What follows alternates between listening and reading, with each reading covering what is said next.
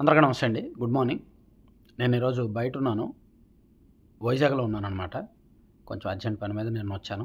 So 3 పత్రికల్లో వచ్చిన వార్తాంశాలు ఈనాడు, ఆంధ్రజ్యోతి, సాక్షి నేను వేరే మొబైల్లో ఓపెన్ చేసి ఉన్నదన్నట్టు చెప్తాను. సో ఇవాళకి కాస్త వెసులుబాటు. ఈనాడులో బ్యానర్ వార్త చూసుకుంటే అసలు పోటీ ఇప్పుడే అని, అమెరికా చైనాలను ఢీకొట్టాలంటే భారత్ ప్రపంచ స్థాయి ఉత్పత్తులు తయారు చేయాలి, చిన్న ఆలోచనలు పక్కన పెట్టి ప్రపంచ దృష్టితో పనిచేయాలి, అమరావతిలో గ్లోబల్ లీడర్షిప్ సెంటర్ ఏర్పాటు చేయబోతున్నాము, పారిశ్రామికవేత్తలకు ఏపీలో పుష్కలంగా అవకాశాలున్నాయని సిఐఐ వార్షిక సదస్సు నిన్న ఢిల్లీలో జరిగితే చంద్రబాబు నాయుడు గారు ఆ మీటింగ్లో పాల్గొని చాలా కీలకమైన స్పీచ్ ఇచ్చారనమాట. సో మనకి ఇప్పుడిప్పుడే అసలు సవాళ్ళు ఉన్నాయి. మనం ఆర్థికంగా 4వ ప్లేస్కి వెళ్ళామని సంబరపడాల్సింది లేదు. మనం అమెరికా, చైనాతో పోటీ పడాలంటే ప్రపంచ స్థాయి ఆవిష్కరణలు చేయాలి. మనం ఏదో చిన్న స్థాయి చేసి దానికి సంతృప్తి చెందకూడదు అని చెప్పుకొచ్చారనమాట. దేవుడు నాకు అమరావతి రూపంలో మరో నగరం నిర్మించే అవకాశం ఇచ్చాడు. ఇక్కడ చాలా అవకాశాలు ఉన్నాయి. భవిష్యత్తులో మంచి పేరు కావాలనుకునేవారు ఇప్పుడు అమరావతి నిర్మాణంలో భాగస్వాములు కావాలని కోరుతున్నా అని చంద్రబాబు గారి ప్రత్యేకత ఏంటంటే, అవకాశం ఉన్న ప్రతి చోట కూడా ఆయన అమరావతి గురించి ప్రస్తావించడం. సరే, మన రాష్ట్రంలో ఏదైనా నార్మల్ మీటింగ్స్లో, ఆ పబ్లిక్ మీటింగ్స్లో, ఈ పబ్లిక్ మీటింగ్స్లో అమరావతి ప్రస్తావిస్తే అనవసరమేమో అనిపిస్తుంది. కానీ నిన్న జరిగిన మీటింగ్లో అమరావతి గురించి ప్రస్తావించి, మీరు రండి, అమరావతిలో పెట్టుబడులు పెట్టండి, అమరావతి నిర్మాణంలో భాగస్వాములు కండి అనడం మాత్రం చాలా గొప్ప విషయం, అప్రిషియేట్ చేయాల్సిన విషయం. ప్రస్తుతానికి దేశానికి సరైన సమయంలో సరైన నాయకుడు నరేంద్ర మోదీ ఉన్నారు. ఆయన నాయకత్వం భారత్కు సానుకూలంగా మారింది. 10 ఏళ్ల క్రితం ఆర్థికంగా 10వ స్థానంలో ఉన్న మనం ఇప్పుడు 4వ స్థానానికి వచ్చాం. మరో 2 ఏళ్లలో 3వ స్థానానికి చేరతాం. ఇప్పటి వరకు పెద్ద ప్రయాస లేకుండానే ఇక్కడి వరకు వచ్చాం. ఇప్పుడు నిజమైన పోటీ ప్రారంభమవుతోంది అని ఆయన స్పీచ్ స్టార్ట్ అయిందనమాట. అది చాలా కీలకంగా దీనిలో వేశారు. ఈవెన్ ఆంధ్రజ్యోతిలో కూడా అదే బ్యానర్ వార్త అండి.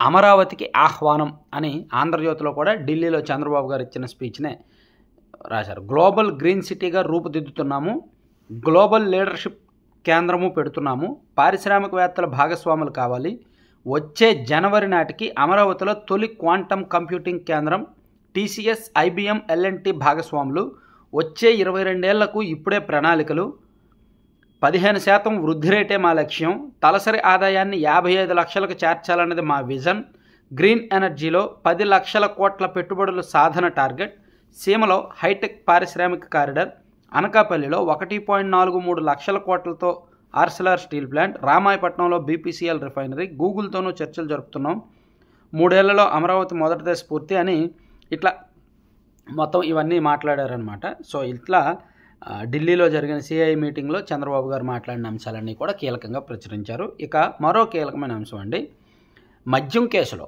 2019 నుంచి 2024 మధ్య జరిగిన మద్యం కుంభకోణం కేసులో ఆల్రెడీ అరెస్ట్ అయి రిమాండ్ ఖైదీలుగా ఉన్న 4గురిని, రాజ్ కేశిరెడ్డి గారిని, కృష్ణమోహన్ రెడ్డి గారిని, ధనుంజయ రెడ్డి గారిని అండ్ సజ్జల శ్రీధర్ రెడ్డి గారిని, వీళ్ళ 4గురిని ఒకేసారి సిట్ కార్యాలయంలో విచారించారనమాట. మద్యం ముడుపులు ఎవరికి ఇచ్చారు, ఎక్కడెక్కడ ఏ రూపంలో పెట్టుబడులు పెట్టారు, మీ ద్వారానే అంతిమ లబ్ధిదారుకు వెళ్ళినట్టు ఆధారాలు ఉన్నాయి. మద్యం కుంభకోణంలో జగన్ సన్నిహితుల్ని ప్రశ్నించిన సిట్ దర్యాప్తునకు సహకరించని ఆ 4గురు తొలి రోజు 8 గంటల పాటు విచారణ. యాజ్ యూజువల్ వాళ్ళ 4గురిని ఒకే చోట పెట్టి అంతిమ లబ్ధిదారుకి చేర్చిన ఆధారాలు కూడా సిట్ వాళ్ళ ముందు పెట్టినా వాళ్ళు ఏమీ చెప్పలేదు. ఫుల్లీ ట్రైన్డ్ అనుకుంటా, కంప్లీట్గా ఫుల్లీ ట్రైన్డ్, అస్సలు నోరు విప్పట్లేదు, చెప్పట్లేదు, ఆధారాలు దగ్గర పెడుతుంటే మౌనంగా ఉంటున్నారనమాట. సో దీన్ని ఆంధ్రజ్యోతిలో చూసుకుంటే, మద్యంలో దొంగాట, అరెస్టు సమయంలో ఒకలా ఇప్పుడు మరోలా, ధనుంజయ రెడ్డి, కృష్ణమోహన్ రెడ్డి, గోవిందప్పకు మొత్తం డబ్బులు ఇచ్చినట్టు తొలుత వాంగ్మూలం, తాజా విచారణలో తానలా చెప్పలేదని బుకాయింపు, నిందితుడు చాణక్య వాంగ్మూలం ఆధారంగా ప్రశ్నలు, 4 నిందితులను ఒకేసారి విచారించిన సిట్, తొలి రోజు 100 ప్రశ్నలు సంధించిన అధికారులు. సో ఇందులో రాజ్ కేశిరెడ్డి మొదటి విచారణలో ఒకలా చెప్పి నిన్న 4గురి మధ్య పెట్టేసరికి మరోలా చెప్పాడనమాట. అది పరిస్థితి అలాగే ఉంటుంది. ఇక ఈనాడులో నగరాలకు ముంపు ఉంది, వర్షాకాలం వస్తున్న కాలువల్లో నత్తనాడకన పూడికి జరుగుతుంది, విశాఖ, కడపల్లో టెండర్లు పిలిచిన పనులు మొదలు కావట్లేదు, విశాఖ విజయవాడ, తిరుపతి, గుంటూరు, నెల్లూరులో మందకొడిగా జరుగుతున్నాయి అని ఒక వార్త ఇచ్చారండి. నగరాలకు ముప్పు అని ఒకటి ఈనాడులో రాశారు. అలాగే కీలకమైన హార్డ్ డిస్క్ని లేపేశారంట. అందులో డిజిటల్ మూల్యాంకనం ఆధారాలు ఉన్నాయి. పిఎస్ఆర్ తీసుకెళ్లినట్టుగా నిర్ధారణ. గ్రూప్ 1 అక్రమాల కేసులో కొత్త మలుపు. సో గ్రూప్ 1 మూల్యాంకనంలో అక్రమాలు జరిగాయి. నిజంగా జగన్మోహన్ రెడ్డి గారి హయాంలో జరిగిన కుంభకోణాలన్నీ ఒక ఎత్తు అయితే, గ్రూప్ 1 మూల్యాంకనంలో జరిగిన అక్రమాలు మరో ఎత్తు అండి. వేలాది మంది నిరుద్యోగుల జీవితాలను తారుమారు చేశారు. వేలాది మంది నిరుద్యోగుల జీవితాలతో వీళ్ళు ఆడుకున్నారు తెలుసా. అవినీతి చేశారు కాక, కుంభకోణాలు చేశారు కాక, అదంతా ఒక ఎత్తు. కానీ ఇది మాత్రం క్షమించకూడదు తెలుసా. అసలు గ్రూప్ 1 ఎంతమంది ఆశలు పెట్టుకుంటారండి ఉద్యోగాల మీద, వాళ్ళని అలా చేశారనమాట. సో అందులోకి ఒక హార్డ్ డిస్క్ లేపేశారంట. అది ఈనాడులో ఒకటి రాశారు. తర్వాత కిటికీలోంచి కరెన్సీ కట్టలు, సోదాల భయంతో 37 లక్షలు బయటకు విసిరేశారు. ఒడిశాలో అవినీతి అధికారి ఇంట్లో ఘటన, తనిఖీల్లో 2.51 కోట్ల నగదు లభ్యం. ఒక అవినీతి అధికారి ఇంటికి విజిలెన్స్ అధికారులు సోదాలకు రావడంతో కిటికీలోంచి నోట్ల కట్టలు బయటకు విసిరేయడం కలకలం సృష్టించింది. సాధారణంగానే మనం రిజిస్ట్రేషన్ ఆఫీసుల్లో చూస్తుంటాం. రిజిస్ట్రేషన్ ఆఫీసుల్లో రిజిస్ట్రేషన్ జరిగినప్పుడు అక్కడ ఎక్కువ ఫైనాన్షియల్ మనీ ట్రాన్సాక్షన్స్ జరగకూడదు. ఏసీబీ వాళ్ళు సడన్గా వెళ్ళారనుకోండి, ఆ క్యాష్ని కిటికీలోంచి బయటకు విసిరేస్తూ ఉంటారు. అలా నిన్న అవినీతి అధికారి ఇంట్లోనే నగదు భారీగా ఉంది. సో ఏసీబీ అధికారులు వస్తున్నారని తెలిసి కొంత సొమ్ము ఆల్రెడీ కిటికీలోంచి బయటకు విసిరేశారు, 37 లక్షలు. అయినప్పటికీ దాదాపుగా 2.5 కోట్లు వాళ్ళ ఇంట్లో అక్రమంగా ఉంది అని గుర్తించారనమాట. గ్రామీణాభివృద్ధి శాఖ చీఫ్ ఇంజనీర్ వైకుంఠనాథ్ షడంగి ఆదాయానికి మించి ఆస్తులు కూడబెట్టారనే అభియోగంతో నిన్న 7 చోట్ల దాడులు చేస్తే భారీగా నగదు పట్టుకున్నారనమాట. నగదు మిషన్లు తీసుకెళ్ళి లెక్కేస్తున్నా సరే తరగల. అదిగోండి, అదంతా కూడా నోట్ల కట్టలే. సో ఇవన్నీ ఈనాడులో ఫస్ట్ పేజీలో వచ్చిన వార్తలు. తర్వాత గిరిజన సహకార సంస్థ దారేటు అని ఒకటి ఇచ్చారండి. గిరిపుత్రులను వదిలి కార్పొరేట్ వైపు చూపు, అటవీ ఉత్పత్తుల సేకరణలో తడబాటు అని ఒకటి ఇచ్చారు. అలాగే పట్టణ పేదల సేవలో డిజి లక్ష్మి, 10,000 కియోస్క్ సెంటర్ల ఏర్పాటుకు చర్యలు, తొలి దశలో అందుబాటులోకి 20 రకాల సేవలు. ఇక 10 పునఃమూల్యాంకనంలో 38 మందికి పెరిగిన మార్కులు, ఒక్కొక్కరికి అదనంగా 51 నుంచి 80 మార్కులు, మొత్తంగా 11,000కు పైగా జవాబు పత్రాల్లో వ్యత్యాసం. 2022లో 20% మార్పు ఉండగా ఇప్పుడు 16.8% మార్పు. సో 10వ తరగతి మూల్యాంకనం దారి తప్పింది, కట్టు తప్పింది. గురువులు 10వ తరగతి మూల్యాంకనం సరిగ్గా చేయట్లేదు అనడానికి ఇదే నిదర్శనం. దాదాపుగా 11,000 మంది మళ్ళీ మూల్యాంకనం చేయాలి అని అడిగితే అందులో చాలామందికి మార్కులు పెరిగాయంట. పెరగడం కూడా భారీగానే పెరిగాయంట.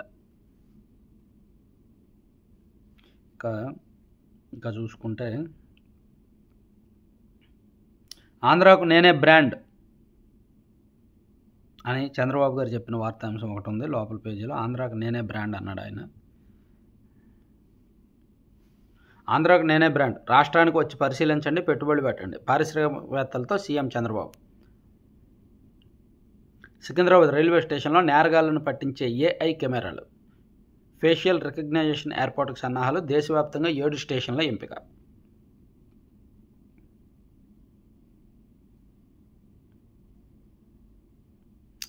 ఇవన్నీ ఈనాడులో వచ్చాయి. ఈనాడు ఇంకా చూద్దాం ఒక్క నిమిషం.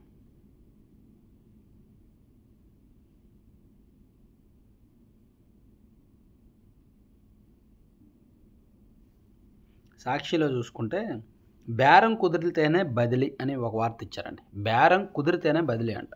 ఇది యాజ్ యూజువల్, ఎవరు అధికారంలో ఉన్నా, ఏ గవర్నమెంట్ ఉన్నా, ఎవరు సీఎంగా ఉన్నా, ఎవరు మంత్రులుగా ఉన్నా, ఎవరు ఎమ్మెల్యేలుగా ఉన్నా, అధికారులు బదిలీలు జరగాలంటే వాళ్ళకి నచ్చిన చోటుకి వెళ్ళాలి అంటే, నచ్చిన చోటు వెళ్ళాలి అన్నప్పుడు ఒక సిఫార్సు లెక్క కావాలి, రికమెండేషన్ లెటర్ కావాలి. అది ఇవ్వడానికి డబ్బులు తీసుకుంటారు. ఆ స్థానాన్ని బట్టి మైనింగ్ డిపార్ట్మెంట్లో అయితే కోట్లలో ఉంటుంది, రెవెన్యూ శాఖలో అయితే ఆ స్థాయిని బట్టి ఆర్డీఓ, ఎంఆర్ఓ ఆ స్థాయిని బట్టి ఉంటుంది, పోలీస్ శాఖలో ఉంటుంది, రిజిస్ట్రేషన్ శాఖలో ఉంటుంది, అన్ని చోట్ల ఉంటుంది అన్నమాట. ఉద్యోగులకు కూటమి సర్కారు మేలు చేయకపోగా వసూళ్ల పర్వం, టీడీపీ ఎమ్మెల్యేల సిఫార్సు లేఖలుంటేనే బదిలీలు. ఏమండి, వైసీపీ హయాంలో ఇన్నోవా కారులు తీసుకున్నారండి బదిలీలకి. ఒక 2 సీఏలు కలిపి ఒక ఎమ్మెల్యేకి ఇన్నోవా కారు ఇచ్చారు లాస్ట్ గవర్నమెంట్ ఉన్నప్పుడు బదిలీల కోసం. ఎందుకు ఇవన్నీ పిచ్చి పిచ్చి వార్తలన్నీ? బదిలీల కోసం ఎవరు తీసుకోరు డబ్బులు? ఎరువులా ఇస్తామన్నామా? రైతు సేవా కేంద్రాలకు ఒక బస్తా వచ్చుంటే ఒట్టు. నిమ్మకు నీరెత్తినట్టు వ్యవహరిస్తున్న ప్రభుత్వం. బఫర్ స్టాక్ కింద 2 లక్షల టన్నులు లక్ష్యం. ఇందుకు అవసరమైన నిధులు 100 కోట్లు. బడ్జెట్లో కేటాయించింది 40 కోట్లే. ఇప్పటి వరకు ₹1 కూడా విడుదల చేయను అయినా. సో రైతులకు ఎటువంటి రాయొచ్చు. రైతులకు సకాలంలో ఇప్పుడు ఖరీఫ్ సీజన్ స్టార్ట్ అవుతుంది, ఎరువులు సిద్ధంగా లేవంట. బఫర్ స్టాక్ కింద 2 లక్షల టన్నులు ఉండాల్సి ఉంది, దానికి 100 కోట్లు ఉండాల్సి ఉంది, కానీ 40 కోట్లే ఉందంట. అట్లాంటివి రాయొచ్చు. ఇక కూటమి సర్కారు వల్ల రోడ్డును పడ్డం, మీరే మమ్మల్ని ఆదుకోవాలి. వైఎస్ఆర్సీపీ అధికారంలోకి రాగానే ఇంటి వద్దకే రేషన్ వ్యవస్థను పునరుద్ధరించండి. దీనివల్ల మాకు ఉపాధి లభిస్తుంది, ప్రజలకు ఇబ్బందులు తప్పుతాయి. మాజీ సీఎం వైఎస్ జగన్కు రేషన్ వాహనాల డ్రైవర్ల విజ్ఞప్తి. ఇదొక అతిశయోక్తి, మామూలుగా అతిశయోక్తి కాదు ఇది. వాళ్ళకి నిజంగా డెడికేషన్ ఉంటే ఈ ప్రభుత్వంతో ఫైట్ చేయాలి. కానీ వీళ్ళ మీద మాకు నమ్మకం లేదు, 4 సంవత్సరాల తర్వాత మీరు వస్తారు కదా అప్పుడు మమ్మల్ని తీసుకోండి అంటున్నారంటే వాళ్ళకి చూడండి, పార్టీ కావాలో, ఉద్యోగాలు కావాలో, రాజకీయం కావాలో, భవిష్యత్తు కావాలో చూసుకోండి. ఇంటింటికి రేషన్ వాహనాలను ఎందుకు రద్దు చేశారు? వివరణ ఇవ్వాలని ప్రభుత్వానికి హైకోర్టు ఆదేశం. టీటీడీ సేవలు దారుణం. తిరుమలలో శ్రీవారి భక్తుల ఆందోళన. క్యూ లైన్లో చైర్మన్ డౌన్ డౌన్ అంటూ నినాదాలు. ఫస్ట్ టైం అనుకుంటా తిరుమలలో ఏం జరుగుతుందో మరి. తిరుమల శ్రీవారి క్యూ లైన్లో శుక్రవారం రాత్రి భక్తులు తీవ్ర నిరసన వ్యక్తం చేశారు. TTD chairman down down, EO down down అంటూ నినాదాలు చేశారు. వేసవి సెలవులు ముగుస్తున్న తరుణంలో తిరుమలకు భారీ సంఖ్యలో భక్తులు చేరుకుంటున్నారు. గత 20 రోజులుగా queue line Vaikuntham queue complex దాటి వస్తోంది. అయితే టీటీడీ తీసుకున్న అనాలోచన నిర్ణయం కారణంగా భక్తులు తీవ్ర ఇబ్బందులకు గురవుతున్నారని ఒకటి సాక్షిలో రాశారు. మద్యం మత్తులో విలేకరి ఇంటిపై టీడీపీ కార్యకర్తలు దాడి. కర్నూలు జిల్లా వెల్దుర్తి పట్టణంలో టీడీపీ కార్యకర్తలు మద్యం మత్తులో రెచ్చిపోయారు. వారించిన తోటి కార్యకర్తపై చిరుబుర్లాడారు. ఓ పత్రికా విలేకరి ఇంటికి వెళ్ళి దుర్భాషలాడుతూ కర్రలతో దాడికి ప్రయత్నించారంట. అడ్డే బరితెగింపు కొన్ని చోట్ల. ఈవెన్ రిపోర్టర్లు కూడా అలాగే ఉన్నారులే, కానీ బరితెగిస్తూ విలేకరులు, రిపోర్టర్లు కూడా అలాగే ఉన్నారు. మాజీ ఎమ్మెల్యే వల్లభనేని వంశీ ఆయుష్ హాస్పిటల్కి తీసుకెళ్లారు, అదొకటి చూడొచ్చు. తర్వాత కూటమి సర్కారు వల్ల రోడ్డున పడ్డాము. వచ్చే మంగళవారం బాబు సర్కారు అప్పు 7,000 కోట్లు అంటండి. ఒకేసారి 7,000 కోట్లు అప్పు చేయబోతున్నారు వచ్చే మంగళవారం 3వ తేదీన. ఆర్బీఐ సెక్యూరిటీల వేలం ద్వారా సమీకరణ. కొత్త ఏడాది 2 నెలల్లోనే 19,000 కోట్లకు పైగా అప్పు అని రాశారు. నిజమే, ఎందుకంటే ప్రతి నెల ఫస్ట్ మంగళవారం మాత్రం అప్పుకు వెళ్లాల్సిందే. పెన్షన్లు ఇవ్వాలి, జీతాలు ఇవ్వాలి, మంత్లీ మెయింటెనెన్స్లు ఉంటాయి, చాలా వ్యవహారాలు ఉంటాయి, తప్పదు. ఇక సాక్షి పక్కన పెట్టేస్తే కరోనాతో జరభద్రం, ప్రమాదకరం కాదు కానీ నిర్లక్ష్యం పనికిరాదు. రాష్ట్రంలో అక్కడక్కడ కోవిడ్ కేసులు నమోదు. టెస్ట్ చేస్తున్న వారిలో 5 నుంచి 7% మందికి పాజిటివ్. వెలుగు చూస్తున్న కేసుల్లో ఒమిక్రాన్ వేరియంట్. ప్రమాదకరం కాదంటున్న medical education director. So Covid ప్రమాదకరం కాదు, లాస్ట్ టైం లాగానే సేమ్, లాస్ట్ టైం కూడా ప్రమాదకరం కాదు కానీ నిర్లక్ష్యం పనికిరాదు. మన జాగ్రత్తలో మనం ఉండాలి. ఇక మిస్ వరల్డ్ ఫైనల్ నేడే.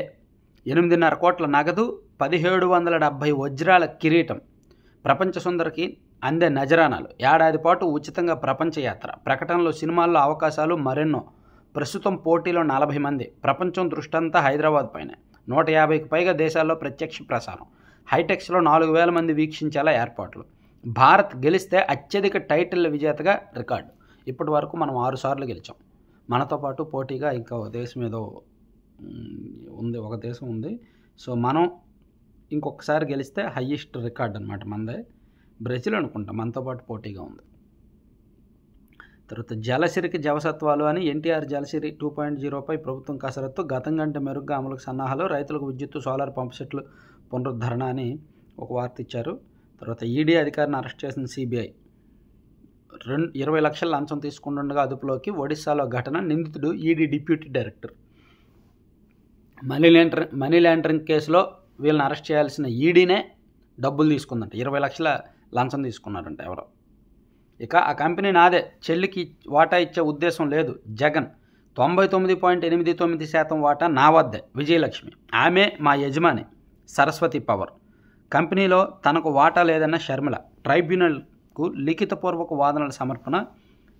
సో వైఎస్ ఫ్యామిలీలో జరుగుతున్న ఆస్తుల కోసం గొడవ, కంపెనీల కోసం గొడవ ప్రస్తుతానికి వాదోపవాదాల మధ్య ఉందన్నమాట. సో ఆ కంపెనీ నాదే, చెల్లికి వాటా ఇవ్వను అని చెప్పి జగన్మోహన్ రెడ్డి గారు అంటే 99% పైగా వాటాలు నా దగ్గర ఉన్నాయి, నా ఇష్టం వచ్చిన వాళ్ళకి నేను ఇస్తానని విజయలక్ష్మి గారు అన్నారు. అది ఆంధ్రజ్యోతిలో ఎక్స్క్లూజివ్గా రాశారు, అది చూడొచ్చు. తర్వాత బాలకృష్ణకు ఎన్టీఆర్ జాతీయ అవార్డు, విజయ్ దేవరకొండకు కాంతారావు పురస్కారం, పైడి జయరాజ్కు అవార్డుకు ఎంపికైన మణిరత్నం, ఏడాదికి 3 చొప్పున 10 ఏళ్ల అవార్డులు ఒకేసారి, ఏపీలోనూ అవార్డులు ఇవ్వాలి మురళీ మోహన్. విజయ్ దేవరకొండ కాంతారావు పురస్కారం అంట, బాలకృష్ణకు ఎన్టీఆర్ జాతీయ అవార్డు అంట. తండ్రి పేరిట అవార్డు ఆయనకి ఎందుకండి, ఎవరికైనా ఇవ్వాలి కానీ ఏమో మరి.